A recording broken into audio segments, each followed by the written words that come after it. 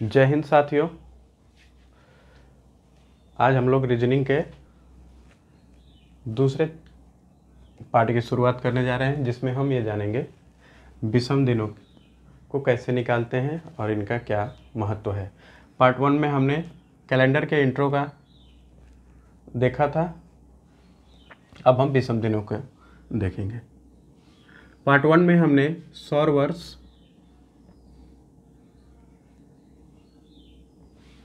साधारण वर्ष,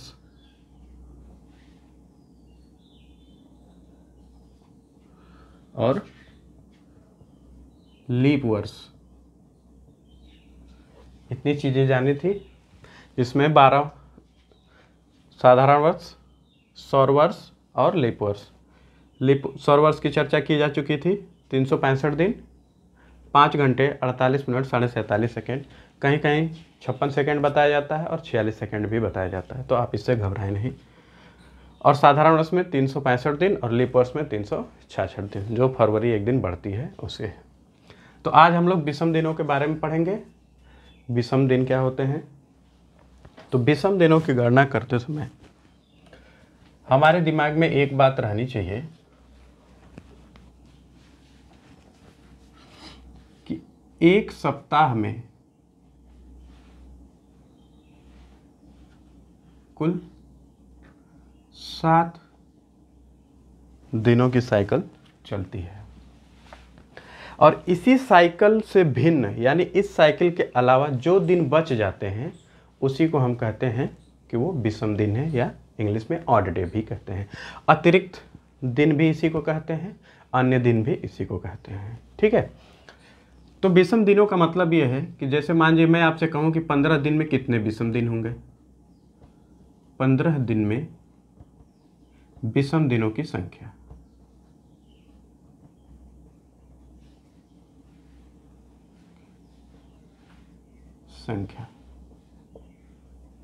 विषम दिन या फिर ऑड डेज,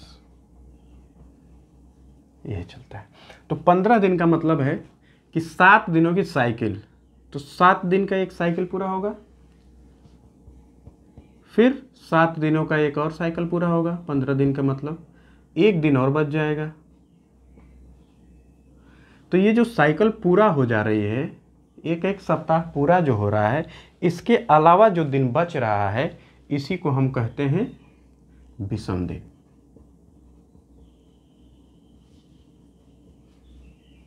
इसका इस्तेमाल क्या होगा अभी बताते हैं कि इसका यूज क्यों करते हैं, विषम दिन क्यों निकालते हैं, विषम दिन निकालने से हम क्या मिलता है ये सारी चीज़ें। तो ऐसे बार बार साइकिल बनाने से अच्छा है कि हम इस 15 में 7 से भाग दे देंगे। विषम दिन निकालना, विषम दिन 7 से जब भाग देंगे तो यहाँ भाग दिया हमने 15 में, 7 दूनी 14, क्या बचा 1। तो जब भी हम विषम दिन निकालेंगे तो शेषफल को याद रखेंगे। 100 से 7 है और 100 से शेषफल भी है, तो 7 से भाग देंगे तो शेषफल को याद रखेंगे। बात समझ में आई? 7 से भाग देंगे तो शेषफल को याद रखेंगे। तो विषम दिन जब इसको लिखेंगे तो यहाँ से विषम दिन हमारा क्या आएगा, एक दिन विषम आएगा। ठीक है, तो विषम दिन ये होता है। 23 दिन में कितने विषम दिन होंगे? 23 दिन में ऑड डेज कितने होंगे या विषम दिन कितने होंगे? 7 से भाग देते हैं, 23 में 7 से भाग देते हैं, 7 तरीके 21, कितना शेष बचेगा 2। अब देखिए भाग देते हैं हम 23 से, अभी तो कर दे रहे हैं, बाद में डायरेक्ट ही किया जाएगा। 7 तरीके 21, 2 बचेगा, तो 7 से भाग देंगे तो शेषफल याद रखेंगे। तो 23 दिनों में विषम दिन कितने आ जाएंगे, 2 दिन। ठीक है, अब इसका इस्तेमाल देखते हैं हम। विषम दिन निकालने का क्या फ़ायदा है या क्यों निकालते हैं हम, तो अभी आपको हम एक सवाल देंगे, उसी पर देखेंगे। मान जाइए आज क्या है, आज सोमवार है। मान लीजिए आज सोमवार है तो आपसे पूछा जाए कि 13 दिन बाद, सॉरी 16 दिन बाद, 16 दिन बाद कौन सा दिन होगा, कौन सा दिन होगा। तो इसी चीज को पता करने के लिए कि आपसे अगर सवाल आता है कि आज सोमवार है तो 16 दिन के बाद कौन सा दिन होगा, हमें विषम दिनों की गणना करना आवश्यक हो जाता है ताकि हमारा सवाल कम समय में जल्दी से निपट जाए। अगर इसे हम ट्रेडिशनली देखें तो हम क्या करेंगे, 7-7 दिनों का साइकिल चक्र पूरा करेंगे। जैसे आज सोमवार है तो 7 दिन पूरा करेगा, सोमवार आज है, मंगलवार, बुधवार, बृहस्पतिवार, शुक्रवार, शनिवार, रविवार, कितने दिन हो गए, 1 2 3 4 5 6 7, 7 दिन यहाँ पूरा। फिर से सोमवार आएगा, आएगा ना, हाँ फिर से सोमवार आएगा तो फिर हम 7 दिनों का साइकिल पूरा करेंगे। सोमवार के बाद मंगलवार, बुधवार, बृहस्पतिवार, शुक्रवार, शनिवार और रविवार, 1 2 3 4 5 6 7, 7 दिनों का फिर साइकिल पूरा। तो 7 दिन ये, 7 दिन ये, 14 दिन हो गया। 2 दिन और बचेंगे, ये हो गया 15 दिन और ये हो गया 16 दिन। 16 दिन बाद यानी कि ये वाला डेट पूछ रहा है 16 दिनों के बाद। तो 7 दिन का साइकिल यहाँ पूरा, 7 दिनों का साइकिल यहाँ, फिर सोमवार आएगा कि नहीं आएगा, आएगा। तो सोमवार के बाद मंगलवार, 16 दिन यहाँ पूरा, और उसके 16 दिन के बाद यानी कि आज क्या होगा, ये तो हो गया मंगल और ये हो जाएगा बुधवार, अगर आप लॉन्ग मेथड से करते हैं तो। ठीक है, 7-7 दिनों का जब साइकिल पूरा करते हैं और इसी चीज को जब हम विषम दिन निकाल के करते हैं तो 16 दिनों में कितने विषम दिन होंगे, 7 से भाग करेंगे, 7 दूनी 14, कितना शेष बचेगा, 2 शेष बचेगा। 7 से भाग दीजिए, 7 दूनी 14, कितना शेष बचा, 2 शेष बचा। अब इस विषम दिन आएंगे आपके 2 दिन, 2 दिन विषम होंगे यानी कि सप्ताह से अलग होंगे। तो इस सोमवार में 2 दिन जोड़ देंगे हम, क्या करेंगे, सोमवार में, बाद का पूछा है ना, बाद का पूछेगा तो हम 2 दिन जोड़ेंगे और पहले का पूछा है तो घटाएंगे। तो यहाँ सोमवार में जब आप 2 दिन जोड़ेंगे तो क्या आएगा, मंगलवार, बुधवार, आंसर क्या मिल जाएगा आपको। तो आप ही सोचिए क्या इस लॉन्ग मेथड से करना सही है या फिर इससे सही है। ठीक है, ऐसे ही चलेगा। एक क्वेश्चन और लगाएंगे, यदि आज मंगलवार है, यदि आज मंगलवार है, अगर आज ट्यूसडे है तो 23 दिन पहले, 23 दिन पहले कौन सा दिन होगा, कौन सा दिन था, क्वेश्चन ही रहेगा। If today is Tuesday then which date is 23 days before. तो 23 दिन पहले कौन सा दिन था यदि आज मंगलवार है। तो इसके लिए हम विषम दिनों की गणना करेंगे। तुरंत 23 में देखेंगे कि 23 में कितने विषम दिन हो रहे हैं, यानी सप्ताह के अलावा क्या हो रहा है, सप्ताह तो पूरा होगा बार बार, मंगलवार से लेकर वहाँ तक सोमवार तक पूरा होता जाएगा 7-7 दिनों का। तो 23 दिनों में आप विषम दिन निकाल लेंगे।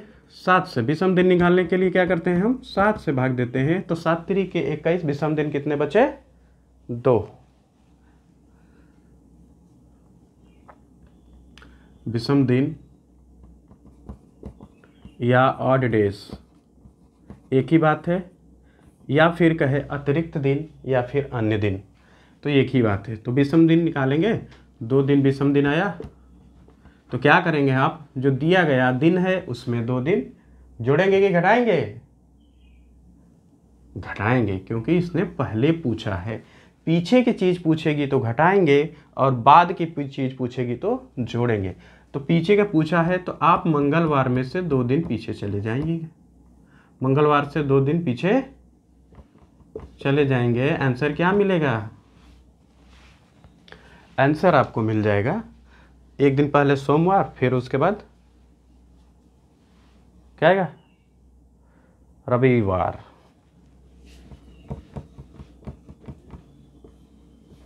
ठीक है, ये रहेगा आंसर। कोई भी क्वेश्चन हो, कैसा भी क्वेश्चन हो, आप इन विषम दिनों की गणना करके लगा सकते हैं। एक और क्वेश्चन लिखिए।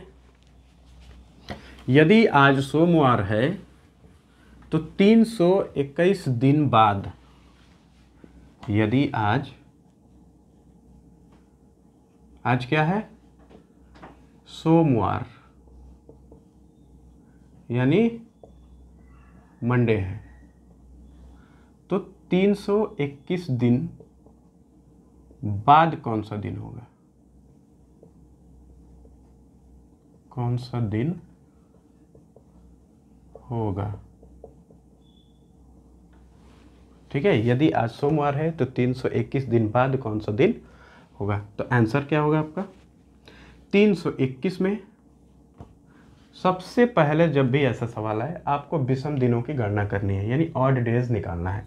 तो ऑड डेज निकालने के लिए 7 से भाग देते हैं, और 100 से 7, 100 से शेषफल, और जब भी ऑड डेज निकालेंगे 7 से भाग देंगे और 7 से भाग देंगे, तो इसका मतलब शेषफल यानी रिमाइंडर को याद रखेंगे।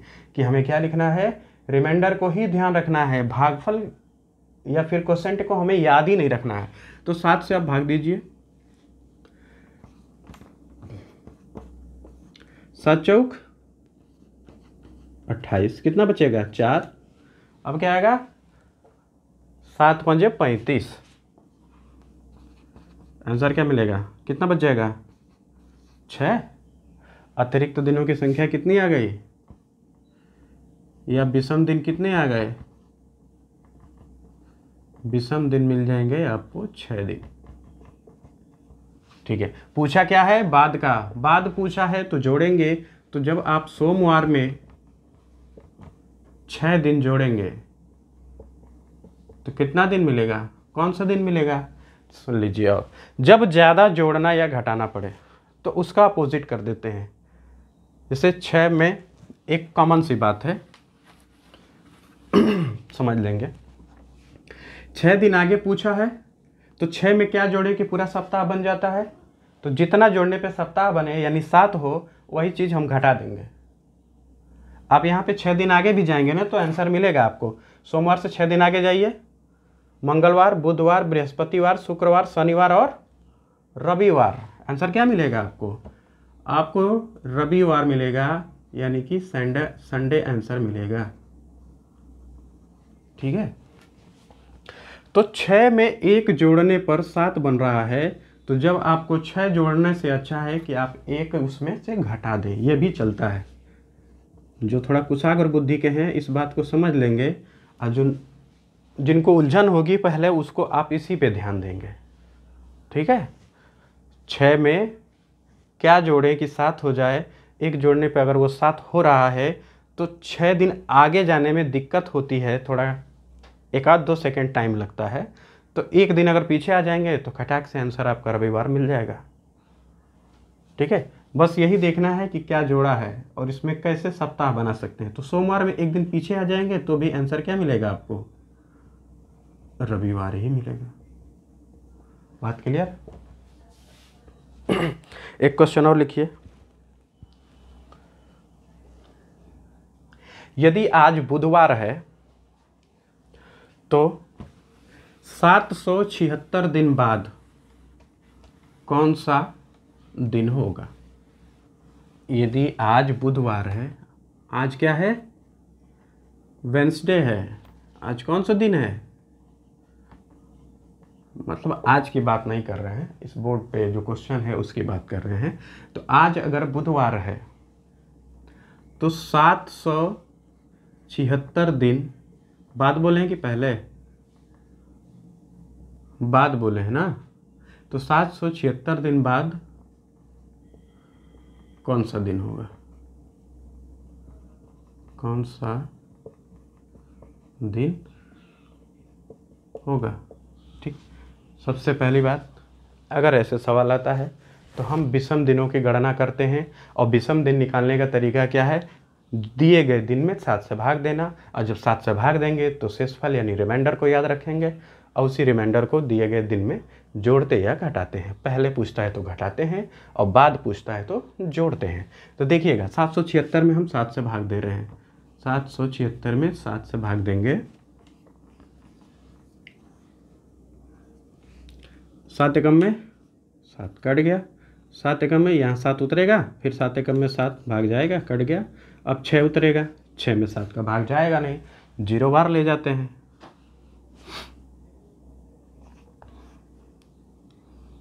तो फिर आ जाएगा, पॉइंट में ले जाने का कोई मतलब नहीं है, तो हमें शेषफल क्या मिलेगा?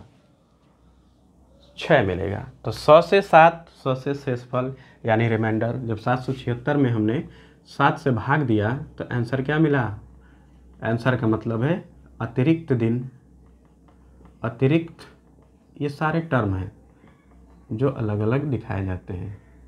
अतिरिक्त दिन मानिए, विषम दिन मानिए, या फिर ऑड डेज मानिए,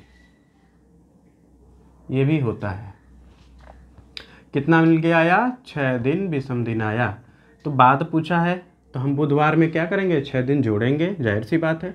तो बुधवार में 6 दिन जोड़ेंगे। मैंने क्या बताया, इसमें क्या जोड़ने से 7 बनता है?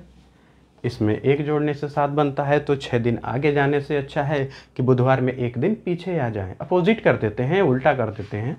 तो 6 दिन आगे जाने से अच्छा है कि 1 दिन पीछे चले जाएं। तो आंसर क्या मिलेगा? बुधवार से 1 दिन पीछे मंगलवार, या फिर बुधवार में 6 दिन जोड़ेंगे तो भी मंगलवार आएगा। जोड़ के देख लीजिए, बृहस्पतिवार, शुक्रवार, शनिवार, रविवार, सोमवार, मंगलवार।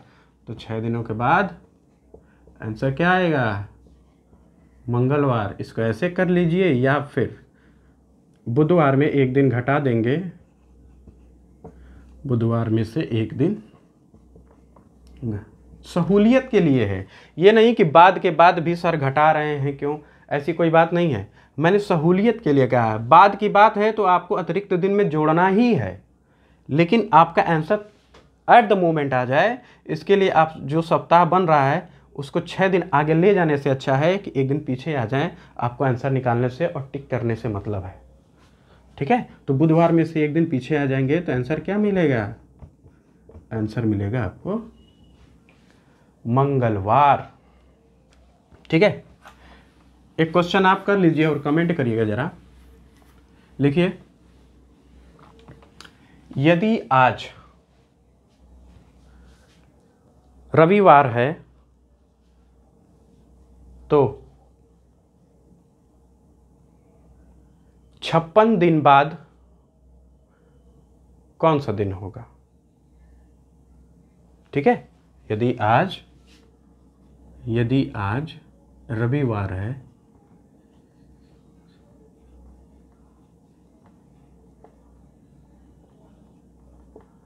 तो 56 दिन बाद कौन सा दिन होगा?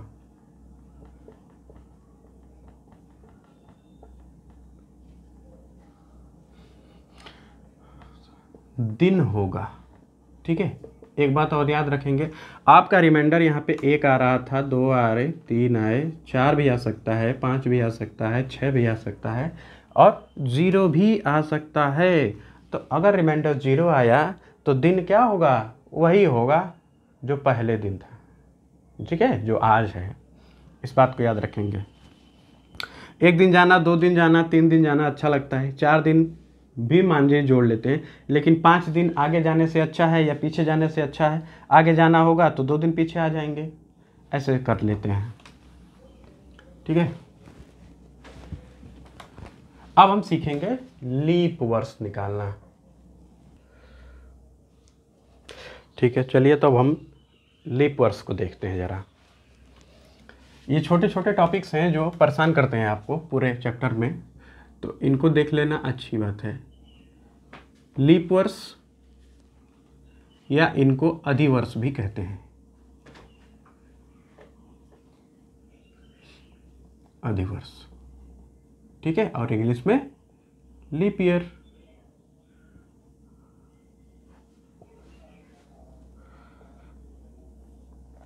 ठीक, लीप वर्ष सबसे पहले तो हमें चेक करने आना चाहिए कि कौन सा साल लीप वर्ष है, कौन सा साल लीप वर्ष नहीं है या अधिवर्ष नहीं है, ठीक है? तो किसी भी लीप वर्ष को चेक करने के लिए हम 4 से भाग देते हैं। किसी भी वर्ष को लीप वर्ष है कि नहीं ये बात पता करने के लिए हम 4 से भाग देते हैं। मेरी क्लास को अगर आप रेगुलर फॉलो करते हैं तो मैं ये गारंटी देता हूँ कि रीजनिंग की 1% दिक्कत आपको नहीं रह जाएगी। पूरी थ्योरी से, पूरे बेस से क्लियर कराऊंगा, और जब थ्योरी क्लास कंप्लीट हो जाएगी तो प्रैक्टिस सेशन भी लगाएंगे। तो 4 से भाग देते हैं। किसी भी वर्ष को लीप है कि नहीं है ये बात पता करने के लिए हम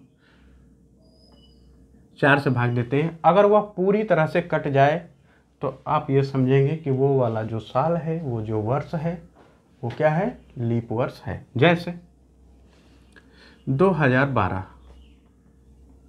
सन 2012 लीप वर्ष है कि नहीं इस बात को आपको पता करना है। क्या करेंगे आप? तुरंत 2012 में 4 से भाग देंगे। ठीक है, 2012 में आप 4 से भाग देंगे। जब 4 से आप भाग देंगे तो 4 पंजे 20 कट गया, ऊपर से 1 उतरा, 1 में भाग नहीं जाएगा, 0 बढ़ा के 2 उतार लेंगे तो 4 तियाँ 12। रिमाइंडर देखिए, शेष देखिए, कुछ नहीं बचा। और जब कुछ नहीं बचा यानी भाग जो है आपका, डिवीज़न जो है आपका पूरी तरह से कट रहा है, पूरी तरह से डिवीज़न हो रहा है, इसका मतलब साल 2012 एक लीप वर्ष है। क्या है? एक अधिवर्ष है, अधिवर्ष है। ये तो हो गया लॉन्ग मेथड। आपको पूरे 2012 में भाग देने की ज़रूरत नहीं है। आप चाहें तो इसमें केवल 2 अंक को पकड़ के भी भाग दे सकते हैं। केवल 12 में भी भाग देंगे, 4 तियाँ 12। अगर कट जा रहा है तो आप ये मान लेंगे कि 2012 क्या है, एक लीप वर्ष है। 2017 देख लीजिए, क्या लीप वर्ष है? 17 में भाग दे दीजिए 4 से।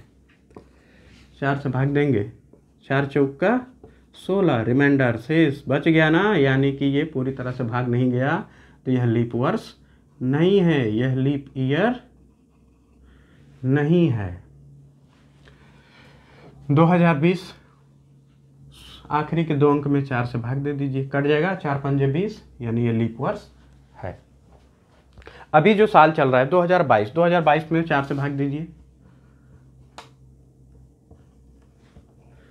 22 में भाग देंगे, कटेगा, 2 रिमाइंडर 2 शेष फल बच जाएगा, यानी कि ये भी लीप वर्ष नहीं है। 2020 है, 2016 है, 2024 होगा। ये होता है लीप वर्ष चेक करना, कि अगर कोई साल लीप वर्ष है कि नहीं है, 4 से भाग देंगे। हाँ, एक क्वेश्चन यहाँ आता है कि लीप शताब्दी कैसे चेक करते हैं, क्या उसको भी 4 से भाग देते हैं? नहीं, कल बताए थे, यानी पहले वाले चैप्टर में बताए थे कि अगर लीप शताब्दी चेक करनी है तो हमको 400 से भाग देना पड़ेगा। जैसे 1600 शताब्दी, 1800 शताब्दी, 400 से भाग देंगे। 400 से भाग देंगे, 2 जीरो से 2 जीरो कैंसिल, 4 चौका 16, पूरी तरह कट गया, यानी कि ये जो 1600 शताब्दी है वो लीप शताब्दी है। 1800 में अगर आप 400 से भाग देते हैं, 2 जीरो से 4 से 18 कभी नहीं कटेगा। तो इसका ये मतलब है कि ये जो 1800 शताब्दी है ये लीप वर्ष, लीप शताब्दी नहीं है। 1900 ये भी 400 से नहीं जाएगा भाई, 2 जीरो से 2 जीरो तो कैंसिल हो जाएगी, 4 से 19 नहीं कटेगा, यानी ये लीप शताब्दी नहीं है, ये भी लीप शताब्दी नहीं है। ठीक है, लीप शताब्दी कहते हैं इसे। लीप शताब्दी चेक करने का तरीका, लीप ईयर आपने देख लिया, 4 से भाग देंगे, लीप शताब्दी को 400 से भाग देंगे। अभी जो शताब्दी चल रही है वो क्या है? 2000वीं शताब्दी है, इसको आप 400 से भाग दीजिए, यानी ये वाली शताब्दी क्या है? लीप वर्ष थी, लीप वर्ष थी। तो शताब्दी को चेक करने का ये तरीका हो गया। अब आप सीखेंगे कि लीप वर्ष की गणना करना। लीप वर्ष की गणना करना, या लीप वर्ष कितने हैं कैसे निकालेंगे। ठीक है, आपसे कहा जाए 12 वर्ष में कितने ऐसे वर्ष हैं, 12 वर्षों में कितने ऐसे वर्ष हैं जो लीप हैं, कितने लीप वर्ष हैं, बस इतना सिंपल लिख लीजिए, ज़्यादा कॉम्प्लिकेटेड क्वेश्चन सही नहीं रहता। कितने लीप वर्ष हैं, ठीक है, लीप ईयर। तो 12 वर्षों में लीप वर्षों की संख्या निकालने के लिए 4 से आप भाग देंगे, यानी 12 वर्षों में 4 तिहाई 12, 4 से भाग देते समय 3 का ख्याल, अरे भागफल का ख्याल रखेंगे। तो 4 से भाग देने पर कितने भाग वो आया है, भागफल कितना आया है, 3 आया है। तो 12 वर्षों में कितने ऐसे वर्ष होंगे जो लीप होंगे, तो 3 वर्ष ऐसे हैं जो लीप होंगे, 3 वर्ष लीप होंगे, ठीक है, बात क्लियर है। अगला क्वेश्चन आपका आ जाए 50 वर्षों में, आपको एक सीरीज दी जाए 50 वर्षों का, उसमें कहा जाए कि कितने ऐसे वर्ष रहे होंगे जो लीप होंगे। तो 50 में अगर लीप वर्षों की संख्या चेक करनी है तो 4 से भाग देंगे। लीजिए हमने दे दिया, 4 से भाग दे दिया भाई, 4 एकम में 4, एक बचा, 4 दूनी 8। यहाँ क्या आ रहा है, कोई मतलब नहीं है। अगर आपको लीप वर्ष निकालना है तो शेषफल में क्या आ रहा है, कोई मतलब ही नहीं है। आपको बस भागफल से मतलब रखना है, बस कोसेंट से मतलब रखना है। तो 50 वर्षों में लीप वर्षों की संख्या कितनी होगी, 12 लीप वर्ष होंगे। 50 वर्षों में 12 लीप वर्ष होंगे, ठीक है। इसी तरह आपसे पूछता जाए, मान लीजिए आपसे पूछ दिया 172 वर्षों में कितने लीप वर्ष होंगे, 4 से भाग दीजिए भाई।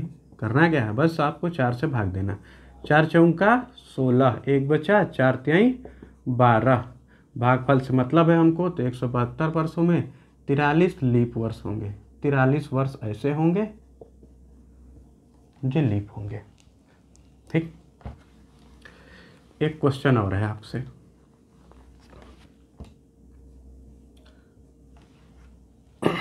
सौ वर्षों में निकाल के जरा बताइए, 100 वर्षों में कितने लीप वर्ष होंगे, 100 वर्षों में कितने लीप वर्ष होंगे। तो 100 वर्षों के लिए किसी भी वर्ष में आपसे पूछे कितने लीप वर्ष होंगे, सीधा एक फंडा है, 4 से भाग देना।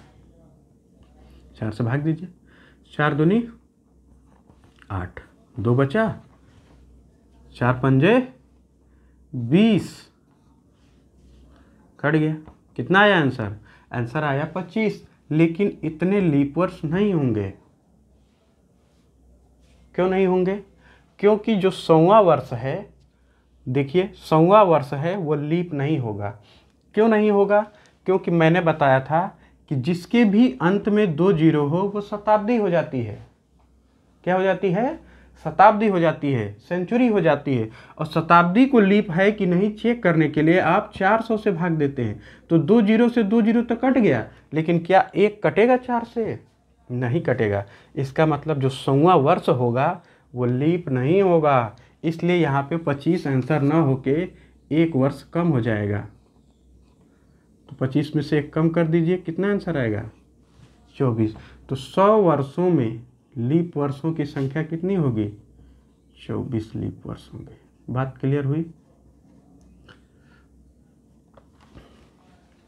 एक कम क्यों कर रहे हैं, क्योंकि जो 100वां वर्ष होगा, देखिए 99 तक तो आपका ठीक चलेगा, 99 वर्षों तक, लेकिन जो 100वां वर्ष है यह सेंचुरी हो जा रहा है, यह शताब्दी हो जा रही है। और किसी भी शताब्दी को लीप चेक करने के लिए हम क्या करते हैं, 400 से भाग देते हैं, और ये 400 से नहीं कटेगा, इसलिए जो अंत वाला लास्ट वाला साल होगा वो लीप ना होगा, इसलिए 1 वर्ष इसमें से कम हो जाएगा। और 25 से 1 कम करने पे 100 वर्षों में 24 लीप वर्ष होंगे।